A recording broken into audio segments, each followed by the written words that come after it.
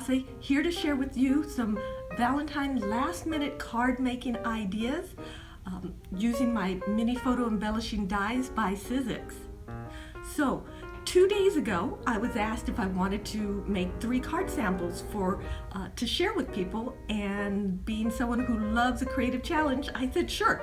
So here I am, and what I decided to do was to use my stash of what I had in my studio, because these dies are so small that you can use up your stash and have a lot of fun with it really easily.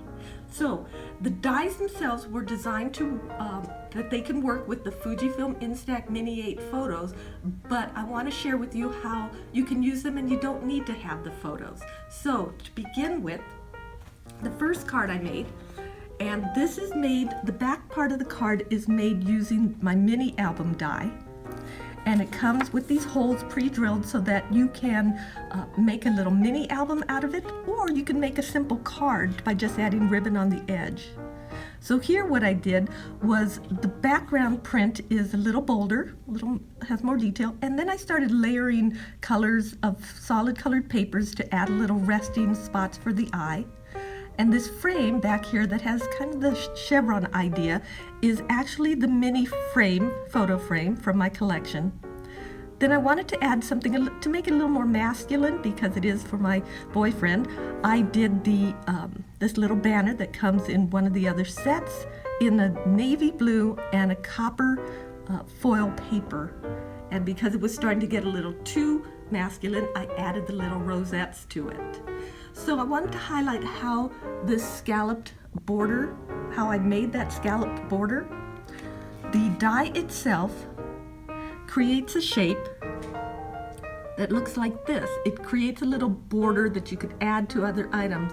But just to show you a real quick tip, how you can make a scalloped edge, you place your die on the edge of your paper, and you have a cutting pad on the bottom, and you just add a second cutting pad, but you only go halfway so that you cut only the scalloped edge on the paper. So let me run that through real quick just to show you how it will turn out. And let me run it through again and show you how it will turn out.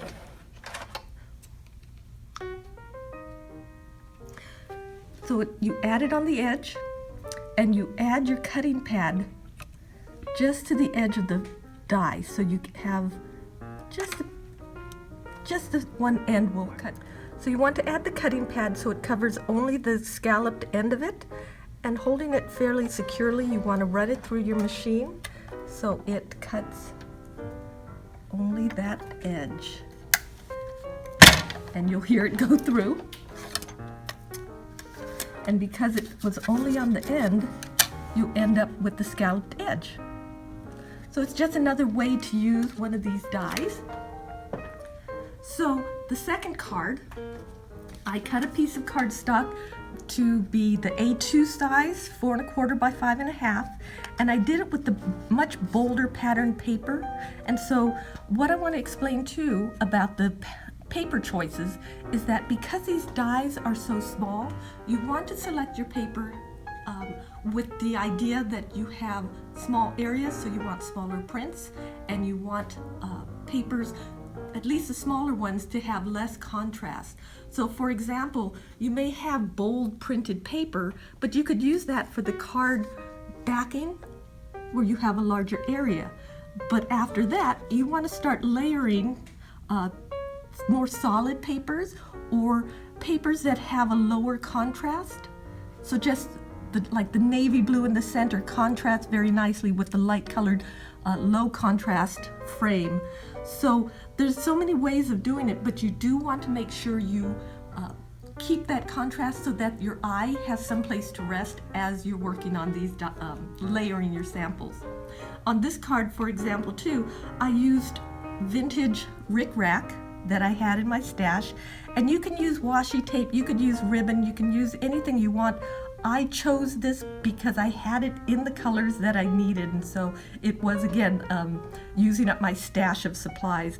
This is old seam binding that I just used as my ribbon, and this is a vintage bingo number. So it's whatever you have, And it's being resourceful and using these dies and making last minute cards quickly and easily without having to run around and try to find things that mix and match together well. And this last card I made, I wanted to do something again a little differently. So it's a little bolder colors in the background, but I used 2 layers of solid colors, stamped a little bit of pattern on that darker rose colored paper. And then this frame I used it is a printed paper, but it has low contrast, so it just works perfectly for this.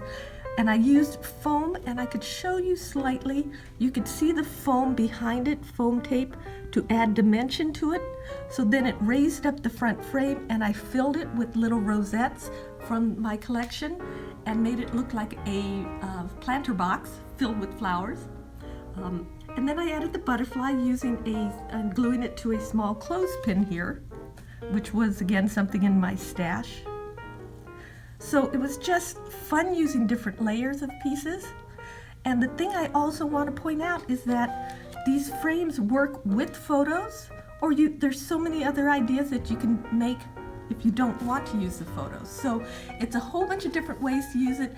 There's also ideas that I have for Christmas and Halloween and even Thanksgiving. Thanks for watching. Bye-bye.